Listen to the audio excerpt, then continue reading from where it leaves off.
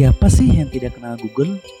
Saat ini, Google adalah mesin pencarian yang paling banyak digunakan di dunia. Google memproses jutaan pencarian setiap harinya. Search engine Google sendiri tersedia dalam 123 bahasa. Google sendiri mengumpulkan jutaan informasi dari penggunanya dan menggunakannya untuk menambahkan fitur untuk mesin pencariannya. Sebagai mesin pencarian yang paling banyak digunakan, Google mengontrol 90% pasar mesin pencarian. Ini menjadikan Google jauh lebih besar jika dibandingkan dengan kompetitor lainnya. Namun, menurut kabar yang beredar, mulai bulan Maret 2020, Google tak lagi menjadi mesin pencarian utama di Android.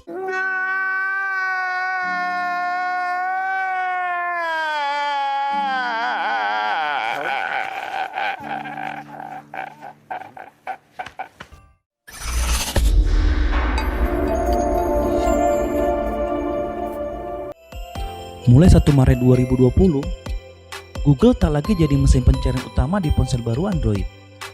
Google harus menyediakan opsi bagi pengguna untuk menjadikan mesin pencarian lain di ponsel. Aturan ini berlaku di kawasan Uni Eropa dan Google pun sudah mengeluarkan daftar mesin pencarian alternatif yang paling banyak digunakan. Pilihan terbanyak jatuh ke DuckDuckGo, Info.com, PrivacyWell, Qwen, dan Yandex. Seperti dilansir di Android.com pada hari Rabu, 15 Januari 2020. Melansir CNBC International, kebijakan ini merupakan konsekuensi dari sanksi yang dijatuhkan regulator anti-monopoli Uni Eropa kepada Google karena terbukti menggunakan software Android untuk mematikan persaingan. Google dikenakan denda 5 miliar US dollar. Regulator anti-monopoli UE memutuskan Google terbukti mengarahkan pengguna Android untuk menggunakan mesin pencarian milik sendiri dan melemahkan kompetitornya. Android menguasai 80% lebih pasar ponsel di dunia. Komisaris kompetisi UE, Margaret Vestager, mengungkapkan bahwa Google telah menggunakan Android sebagai kendaraan untuk memperkuat dominasi mesin pencarian. Praktik-praktik ini telah membatasi kesempatan pesaing untuk berinovasi dan bersaing. Dalam perjanjian antara Google dan vendor smartphone, ponsel yang menggunakan Android harus menginstal aplikasi pencarian Google dan browser Chrome jika ingin mendapatkan lisensi Play Store. Aplikasi ini diberikan secara gratis. Selain itu, ada 11 aplikasi yang akan terinstall otomatis di ponsel Android, termasuk Maps, Gmail, dan juga dokumen.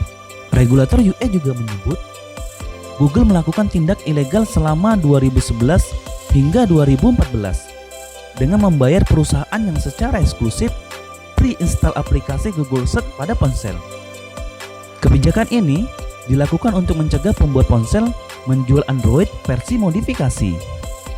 Menanggapi sanksi ini, CEO Google, Sundar Pichai, mengatakan Android telah meningkatkan kompetisi, bukan mengurangi.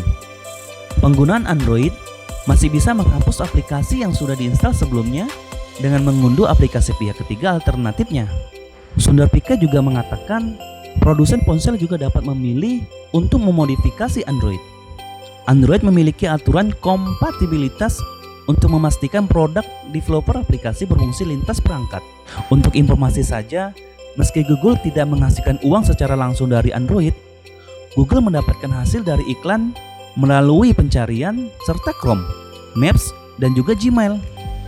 Perusahaan menyajikan iklan di dalam aplikasi dan menggunakan data yang dikumpulkannya dari para pengguna untuk menargetkan iklan di seluruh platformnya. Nah, bagaimana menurut kamu? Jika ada pertanyaan, silahkan beri komentar di bawah. Sampai jumpa. Thanks for watching. Drop a like, leave a comment, and don't forget to subscribe.